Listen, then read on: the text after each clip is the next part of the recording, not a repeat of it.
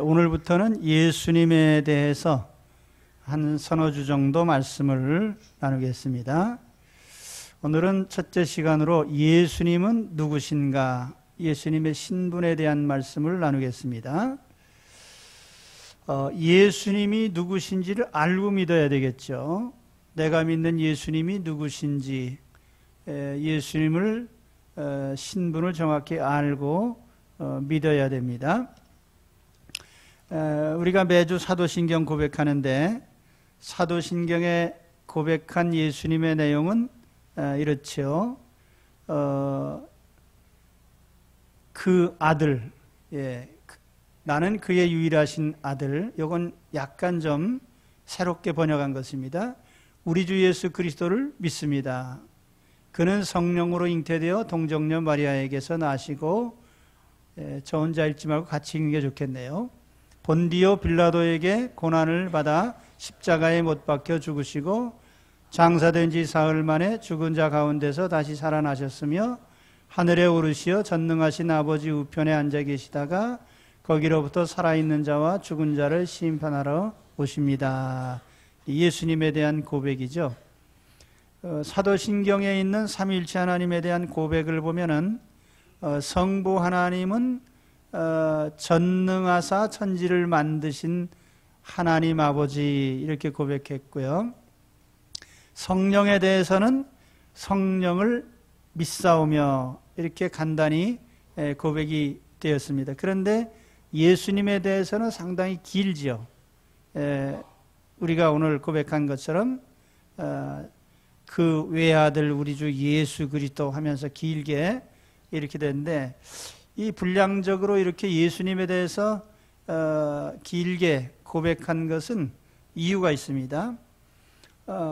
사도시대 이후로 이제 예수님에 대한 신분, 예수님이 누구신지에 대해서 살펴보니까 예수님이 하나님이신 것도 같고, 또 어느 곳에는 인간이라고 하시고, 그래서 예수님이 신이냐 인간이냐, 또 예수님이 신과 인간이라면 어떻게 예수님 인격체 안에 이것이 하나가 되어 계신가, 이런 문제에 대해서 오랜 기간 동안 논쟁을 하면서 연구를 한 것입니다.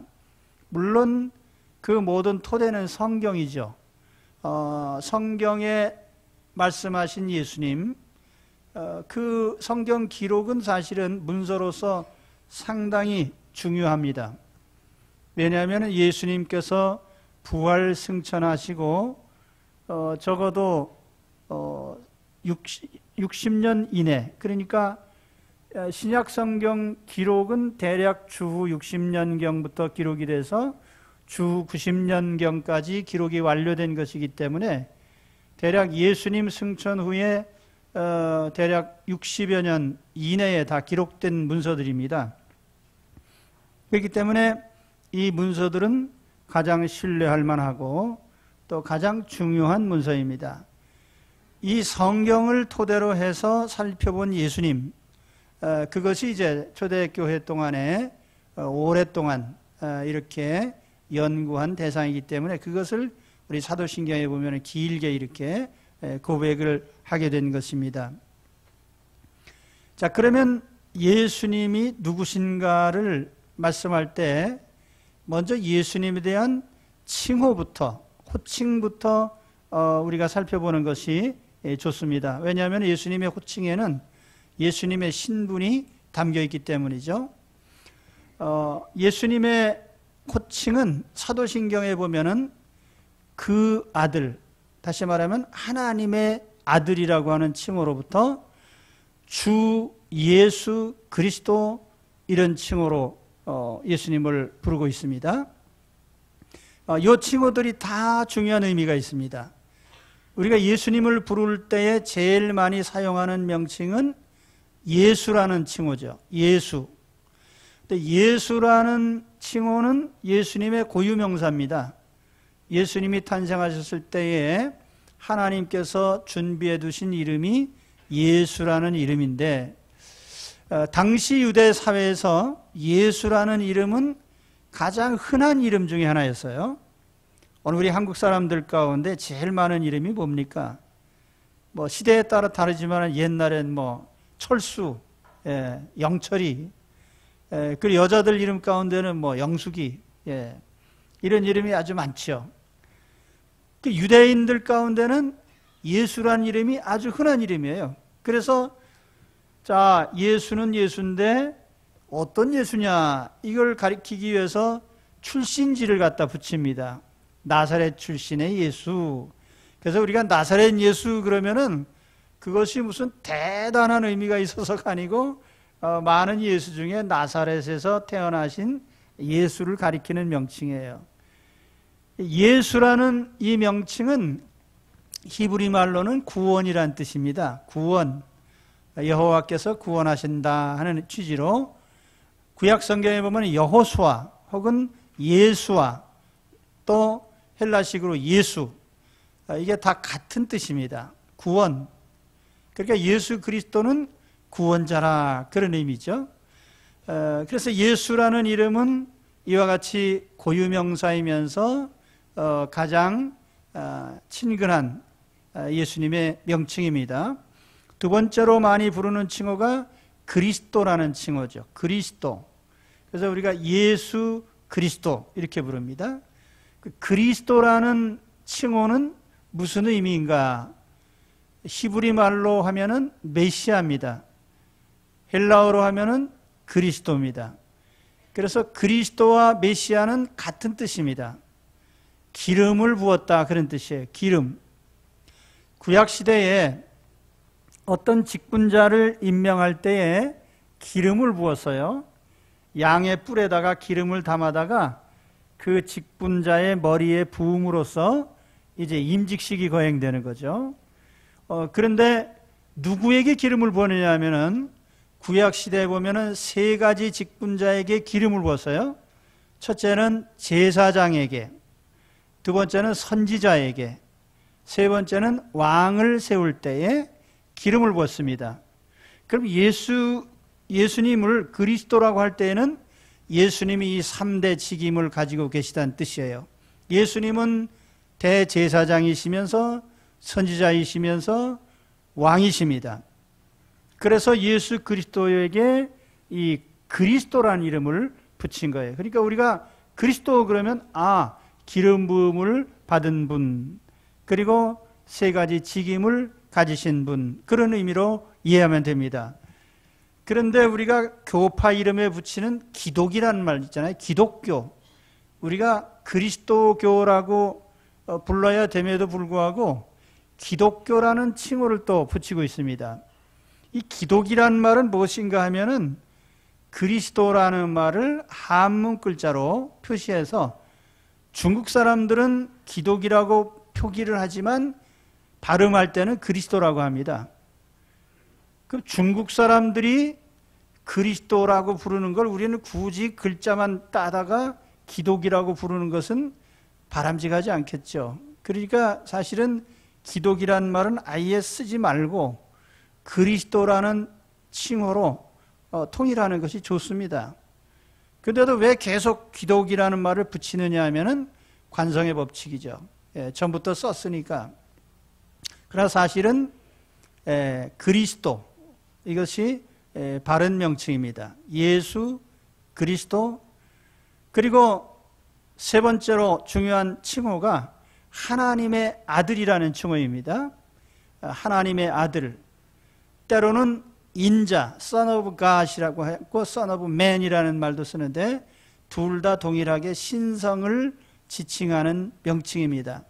사람의 아들이라는 칭호가 왜 신성을 가리키는 것인가? 구약의 다니엘서에 보면은 또 구약 성경에 인자라고 하는 그 호칭이 사람에게 붙여진 것이 아닙니다. 하나님의 사람에게 특별한 호칭으로 사용된 것이고, 우리 신약에 보면은 하나님의 아들이라는 호칭이 단순한 호칭이 아니고 신성을 지닌 호칭이라는 것을 요한복음 10장에 보면은 아주 명백히 알 수가 있습니다. 예수님이 자기 자신을 가리켜서 자기 자신을 하나님의 아들이라고 불렀을 때에 유대인들이 그 사실을 가지고 돌로 치려고 했어요. 여러분 저 성경 말씀 나오지요? 보십시오. 내가 그들에게 영생을 주노니 영원히 멸망하지 아니할 것이요 내가 그들을 내 손에서 빼앗을 자가 없느니라. 영생을 준다는 것, 또 그들을 주신 내 아버지는, 여기 내 아버지라고 했습니다. 만물보다 크심에 아무도 아버지 손에서 빼앗을 수 없느니라. 그러면서 나와 아버지는 하나이니라 하는 아주 결정적인 말씀하셨죠. 이런 발언을 했을 때에 유대인들이 다시 돌을 들어 치려 하거늘, 예수님이 나와 아버지는 하나다 하는 의미로서 하나님의 아들이란 칭호를 사용한 것입니다. 통상 우리도 하나님께 지음을 받았기 때문에 하나님을 아버지라고 부릅니다. 그러나 우리가 아버지라고 부르는 것과 예수님께서 아버지라고 부르는 것은 그 의미가 다르단 말이죠. 예수님께서 하나님의 아들이라는 그 칭호는 곧 예수님의 신성을 가리키는 말이고, 요한복음 표현대로 하면은 아버지와 예수님이 동등하다, 동일하다 하는 그런 고백입니다. 그래서 유대인들이 예수님을 돌로 치려고 한 거예요. 왜냐하면은 사람이 하나님이라고 하면 그건 신성모독죄를 지은 거거든요. 그리고 실제로 예수님이 십자가에서 못 박혀 죽으실 때 예수님의 죄몫이 두 가지예요. 유대인 법정에서 산헤드린 공회에서 판결받을 때 예수님 죄목이 두 가지입니다. 첫째는 성전모독죄예요. 예수님이 예루살렘 성전을 헐면 사흘에 짓겠다라는 말씀하셨거든요. 그런데 그것은 비유적으로 예수님의 몸이 죽었다가 사흘 만에 살아날 것을 가리킨 것인데, 유대인들은 그것을 성전을 헐라고 했기 때문에 성전모독죄로 간주했습니다. 그 다음에 또 한 가지는 예수님이 하나님의 아들이라고 하심으로 말미암아 예수님이 신성을 모독했다는 거예요. 자기가 사람인데 하나님이라고 했기 때문에 신성을 모독한 것이다. 예수님은 이 두 가지 죄목으로 사형을 당하셨습니다. 그러니까 하나님의 아들이라고 하는 이 칭호는 예수님의 신성을 가리키는 호칭이죠. 그 다음에 네 번째, 주라고 하는 호칭을 또 성경이 즐겨 씁니다. 이 칭호는 구약 성경으로 말하면 아도나이라고 하는 칭호와 같은 뜻입니다. 아돈이라고 하면은 주라는 뜻이에요. 큐리오스, 마이 로드. 그래서 나의 주, 그걸 우리 아도나이, 히브리 말로 그렇게 하는데, 신약 성경에 큐리오스라고 하는 주라고 하는 칭호로 또 예수님을 부르고 있습니다. 소유주라는 뜻이에요. 그러니까 예수님이 우리들의 소유주십니다. 그 성경에서 아도나이 혹은 주라는 용어를 쓸 때에는 신하가 왕을 부를 때에, 또 종이 상전을 부를 때에, 그리고 하나님 자녀가 하나님을 부를 때에 사용한 호칭입니다. 그러니까 오늘 우리가 그리스도인들이 주여 주여 할 때 그 주여는 알고 그 말을 쓰셔야 됩니다. 주여 그럼 그게 뭐예요? 나의 주인님, 그런 뜻이에요. 그러니까 주인님을 제대로 알고 그 말을 쓰셔야 됩니다. 그냥 호칭이 아니에요. 나의 소유주란 뜻이에요.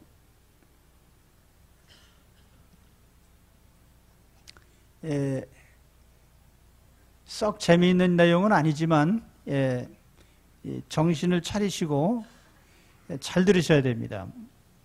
내가 믿는 예수님이 누군지를 좀 설명드리는 거예요. 예수님의 호칭에 대해 말씀드렸습니다. 다음으로 이제 예수님의 본성, 예수님의 본성에 두 가지가 있는데, 하나는 신성, 하나는 인성이죠. 먼저 이 신성에 대해서 말씀을 드리죠. 오늘 말씀에도 예수님은 하나님의 본체라 이렇게 말을 합니다. 하나님 자신이란 뜻이에요, 예수님이. 자, 예수님이 신성을 지니시고 있는데, 우리가 복음서에 보면은 예수님의 신성을 드러내는 여러 가지 징표들이 많이 있습니다.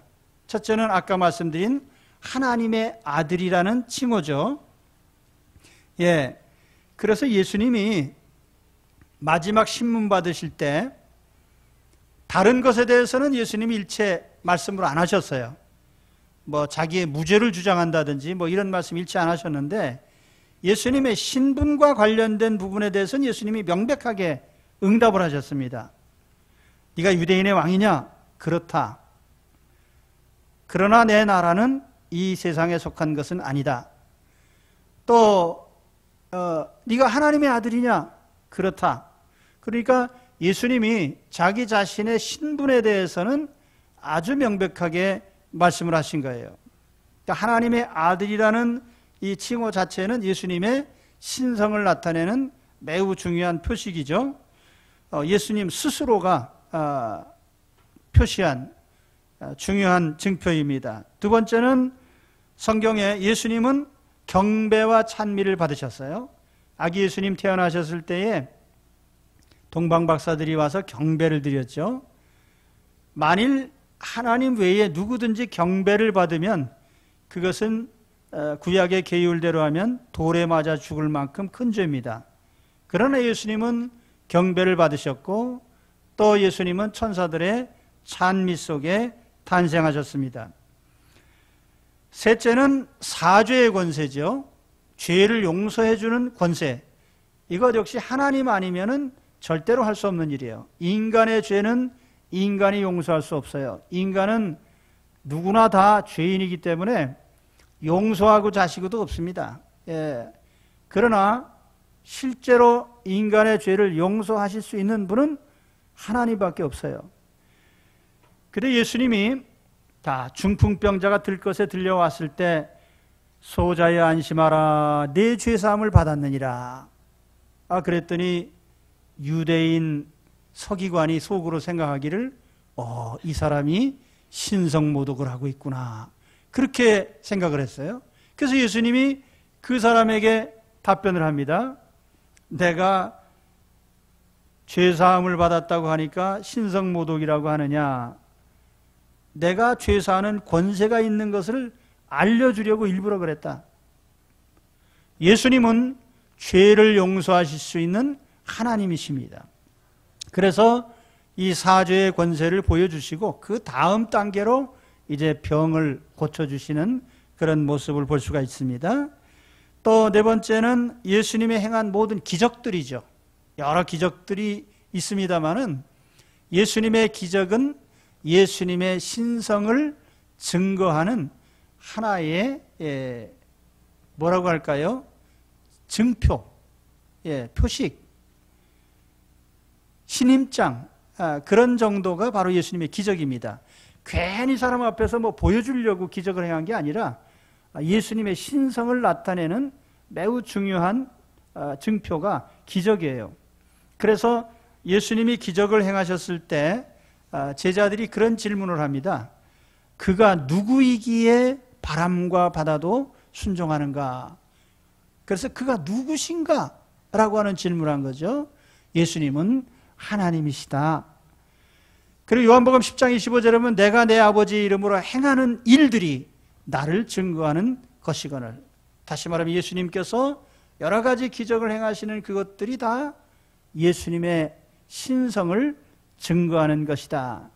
그 다섯 번째는 성령의 증언이죠. 성령이 임하셨을 때에 사도들은 목숨을 걸고 예수님을 증거하기 시작했습니다. 성령이 임하셨을 때 예수님을 머리로 한 교회가 세워졌습니다. 요한복음 15장 26절에 보면 내가 아버지께로부터 너희에게 보낼 보혜사 곧 아버지께로부터 나오시는 진리의 성령이 오실 때에 그가 나를 증언하실 것이요. 그래서 성령님이 예수님을 증언하실 것에 대해서 말씀을 했습니다. 마지막으로는 관찰자들이죠. 예수님을 가장 가까이에서 바라본 사람들이 예수님은 하나님이시다라는 고백을 했습니다. 예수님이 십자가에서 죽으실 때에 바라보고 있던 백부장이 마가복음 15장 39절에 보면은 그렇게 숨지심을 보고 이르되 이 사람은 진실로 하나님의 아들이었도다. 도마가 부활하신 주님을 목격하고 한 고백이 뭐예요? 도마가 대답하여 이르되 나의 주님이시요 나의 하나님이십니다. 자, 우리는 예수님을 믿습니다. 그런데 내가 믿는 예수님은 종교 지도자가 아닙니다. 교주도 아닙니다. 예수님은 신성을 지니신 하나님이십니다. 여기에서 우리 그리스도인과 그리스도인이 아닌 사람들이 구별이 되는 거예요. 그리스도를 안 믿는 분들도 예수님 가르침 가운데 산상수훈과 같이 좋은 교훈들을 윤리적으로 받아들일 수 있습니다. 그렇지만 예수님은 윤리적 교훈을 하신 랍비가 아니에요. 예수님의 본성은 하나님이십니다. 그것을 믿는 사람들이 그리스도인들이죠. 오늘 그리스도 안에서 예수 그리스도가 신성을 지니신 하나님이심에 대하여 우리는 가장 먼저 신앙 고백을 해야 됩니다. 그래서 우리가 사도신경 외울 때 하나님의 아들이라고 하는 그 고백으로 시작하잖아요. 자, 그 다음에 예수님의 인성입니다. 예수님의 신성이 있다고 해서 예수님의 인성은 무시되느냐? 그건 아니에요. 초대교회에서 가장 오랫동안 사람들이 연구했던 것도 그것입니다. 예수님이 하나님이시라면 사람의 몸을 가지고 오신 예수는 누구냐? 그래서 여기에 대해서 이제 오랜 동안 서로 이제 디베이트를 한 겁니다. 서로 논쟁을 한 것이죠. 그래서 어떤 사람들은 예수님의 몸은 진짜 몸이 아니고 가짜 몸이다. 그래서 이제 가현설, 거짓 가짜 나타날 현자에서 가짜 몸이 나타났다. 이렇게 주장한 사람도 있었어요. 예수님 승천하신 후에 사도시대에 이런 사상이 퍼졌습니다. 왜냐하면 이 고대 그리스 사람들은 신에게서, 그러니까 신의 본체에서 뭔가 빠져나와 가지고 보다 못한 어떤 존재가 되고, 거기서 또 빠져나와서 또 하등한 존재가 되고, 그래서 제일 마지막에 빠져나온 존재가 물질세계라고 생각을 했어요. 그러니까 물질세계는 가장 하등한 존재인데 사람의 몸은 물질 아니에요. 그러니까 신성을 지니신 하나님이 어떻게 하등한 육체를 갖고 있을 수 있겠느냐. 그래서 이제 일부 사람들이 예수님의 몸은 가짜다, 혹은 임시로 빌린 몸이다, 이런 주장을 하게 된 것입니다.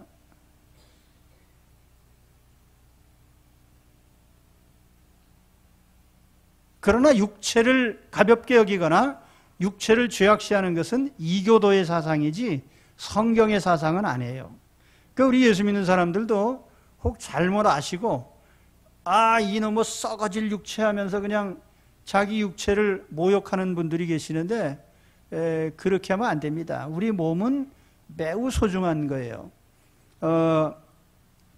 자, 요한일서 4장 1절에 보면은 사도 요한이 그 당시에 있던 이 가연설이나 육체를 경시하는 이런 사람들이 가졌던 사상에 대해서 이렇게 책망을 했어요. 사랑하는 자들아, 영을 다 믿지 말고 오직 영들이 하나님께 속하였나 분별하라. 많은 거짓 선지자가 세상에 나왔습니다. 이로써 너희가 하나님의 영을 알지니 곧 예수 그리스도께서 육체로 오신 것을 시인하는 영마다 하나님께 속한 것이요. 그러니까 예수 그리스도의 육체를 가지신 예수님을 시인해야 그거 진짜 신자란 말이죠. 예수 그리스도가 육체를 가지고 있지 않다라고 주장하면 그것은 가짜라는 거죠. 그러니까 초대교회 영지주의자들, 이런 이단자들은 예수님의 육체를 부인한 것입니다. 자, 우리 사도신경에 보면 우리가 고백할 때 어떤 부분이 나오느냐 하면 성령으로 잉태하사 동정녀 마리아에게서 나시고, 이 부분이 나와요. 그래서 우리는 사도신경에 올 때마다 뭐 생각도 없이 옆 사람 하니까 따라서 큰 소리로 그냥 합니다. 하다 보면 외워져 그냥. 그러니까 성령으로 잉태하사 동정녀 마리아에게서 나시고, 그게 문제 아십니까? 그걸 우리가 믿는 거예요. 그리스도인들은 믿습니까? 그 우리 신앙 고백 내용이에요. 사도들이 고백했던 신앙 내용이에요. 성령으로 잉태하사, 사람은 생식작용에 의해서 육체적으로 태어나게 되어 있는 것이 인간의 법칙이에요. 그런데 예수님은 성령으로 잉태하셨어요. 그리고 동정녀 마리아에게서 나셨어요. 동정녀, 처녀란 뜻입니다. 결혼하지 않고 성경험이 전혀 없는 그 처녀에게서 예수님이 태어나셨어요. 이것이 성경의 기록입니다. 오직 예수님에 대해서만 이런 탄생을 성경은 말씀하고 있습니다. 자, 이것이 무슨 중요성이 있는가? 우리가 예수님의 육체를 가지신 목적에 대해서 여러 가지로 살펴볼 수 있지만은, 첫째는 예수님의 몸이 속죄 제물이 되셨다는 거예요. 속죄 제물. 근데 구약 성경에 보면은 제물은 첫째가 흠이 없어야 됩니다. 이건 상징적으로 죄가 없어야 된다는 뜻이에요. 구약의 제물은 예수님을 상징하는 물건이거든요. 근데 예수님은 죄가 없으셔야 딴 사람의 죄를 대신하죠. 죄가 있는 자가 남의 죄를 대신할 수는 없어요. 자, 사형 선고 받고 죽는 사람이 내가 내 죄를 대신해서 죽겠다 그러면 그건 우스운 일이죠. 그건 안 되는 일이에요. 자기 죄로 죽는 사람이 어떻게 남의 죄를 대신할 수 있어요. 그래서 예수 그리스도는 죄가 없으신 몸을 가지고 있으셔야 됩니다. 그것이 성경이 구약시대부터 예언한 내용이죠. 이사야 7장 14절에 보면 보라 처녀가 잉태하여 아들을 낳으리니, 그것이 예언된 것입니다. 구약의 예언대로 예수님께서 그렇게 나신 거예요. 자, 그래서 우리는 예수 그리스도께서 죄 없으신 몸을 가지고 오시기 위해서 성령으로 잉태하시고, 다시 말하면 인간의 유전적인 모든 죄악성을 전혀 물려받지 않은 분으로, 물론 영적으로는 신성을 지니셨지만 육신적으로도 예수님은 죄악된 본성에서부터 자유로우신 분입니다. 그래서 우리는 이 예수님께서 성령으로 잉태하셔서 동정녀에게 나신 것을 매우 중요한 신앙 고백으로 고백을 하는 것입니다. 또 하나, 예수님께서 육체를 가지고 계신 것은 피조물 속에, 특히 인간 속에 임마누엘, 우리 사람들과 함께 하시기 위한 그런 조건입니다. 오늘 말씀에도 나오지만 하나님의 본체시지만은 자기를 종의 형체처럼 낮추셨다고 그랬어요. 인간의 몸을 가지고 오신 것은 창조주로서는 아주 자기를 낮추신 것이죠. 그렇죠? 만일 오늘 내가 인간만 못한 개의 몸이나 돼지의 몸을 가졌다, 상상하기 힘든 일이에요. 그런데 하나님께서 인간의 몸을 가지고 오신 것은 그 인간과 함께 하시기 위한 임마누엘의 하나의 증표입니다. 그래서 이것은 창조주께서 인간과 교제하시는 아주 중요한 방법입니다. 따라서 오늘 우리도 피차 간에 교제를 나눈다고 하면은, 이 교제라는 것은 항상 자기 자신을 낮추는 데서부터 시작되는 거예요. 이게 교제의 원리입니다. 그래서 우리도 피차 간에 서로 진실된 교제를 원한다면 우리는 자기 자신을 낮추는 데서부터 시작해야 되는 거죠. 예수님은 이와 같이 낮은 몸을 취하심으로 인간과 교제하시고 임마누엘을 시작하신 것입니다. 그 다음에 세 번째로, 예수님은 부활의 첫 열매가 되셨죠. 그렇기 때문에 우리 인간들에게 부활의 증표로서의 모습을 보여주신 것입니다. 육체로 오신 주님이 육체로 죽으셨다가 육체로 부활하셨습니다. 마찬가지로 오늘 우리도 우리 육체에 대한 부활 소망을 가지게 되는 것입니다. 그리고 마지막으로 중요한 것은 육체의 가치죠. 예수님이 육체로 오신 것은 육체의 가치에 대한 증명입니다. 고대 헬라인들처럼 혹은 가현설자들처럼 육체의 가치를 폄하해서는 안 되는 거예요. 오늘 우리 이 세상에 사는 사람들이 우리 육체가 왜 가치 있는 것인가를 모릅니다. 그러니까 몸을 함부로 굴려요. 몸을 죄의 도구로 쓰기도 하고, 또 육체를 때로는 학대하기도 합니다. 석가모니가 수행을 시작할 때에 당시에 있던 수행자들의 그 수행 모습을 보고 실망을 했는데, 그것이 뭐냐 하면은 육체를 학대하는 것이었어요. 그래서 자기 몸을 막 뜨거운 불에다가 갖다가 통과시키고, 그런가 하면 뾰족뾰족한 그 찌르는 그런 데다가 몸을 갖다 들어눕고, 때로는 몸을 땅에다 파묻기도 하고, 육체를 학대하는, 육체가 무슨 잘못된 것이 있습니까? 육체는 그 자체로서도 대단히 소중한 가치를 지니는 거예요. 우리 그리스도인들은 육체를 절대로 학대하지 않습니다. 만일 육체가 필요 없다면 부활할 때 영혼만 살고 육체는 부활하지 않겠죠. 그러나 우리의 육체가 소중하기 때문에 하나님은 우리의 육체를 썩지 않을 몸, 영원한 몸, 강건한 몸, 신령한 몸으로 다시 살리시는 것입니다. 그래서 오늘 우리는 이 육체의 가치를 소중히 여겨야 돼요. 육체를 함부로 굴리면 안 됩니다. 육체를 죄의 도구로 써서는 안 되는 거예요. 이 육체 자체가 소중한 가치를 지니고 있는 것입니다. 진정한 그리스도인이라면 육체를 소중히 여겨야 돼요.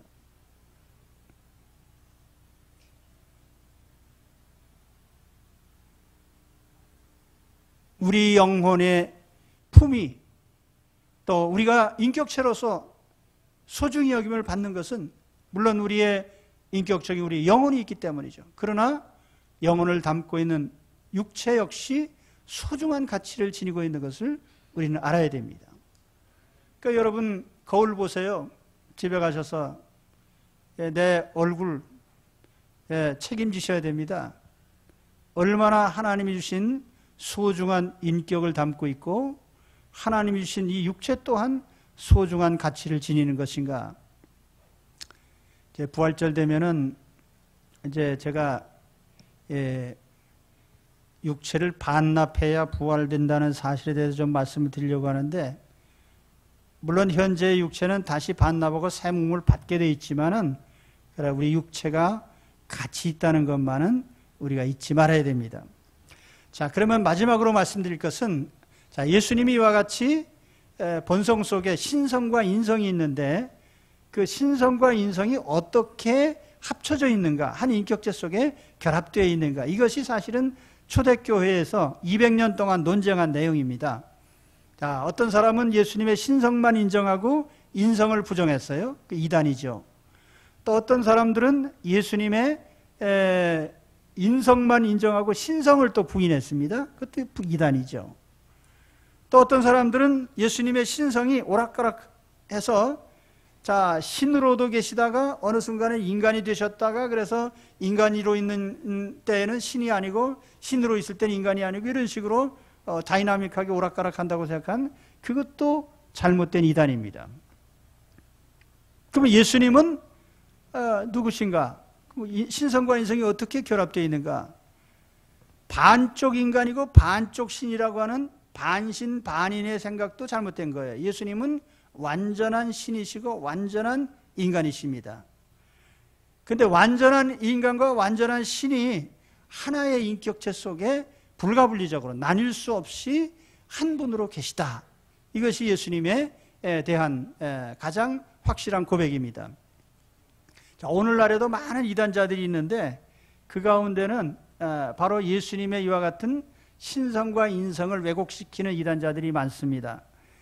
그럼 오늘 우리가 예수님의 신성과 인성이 이와 같이 불가분리적으로 하나로 인격체 안에 있다.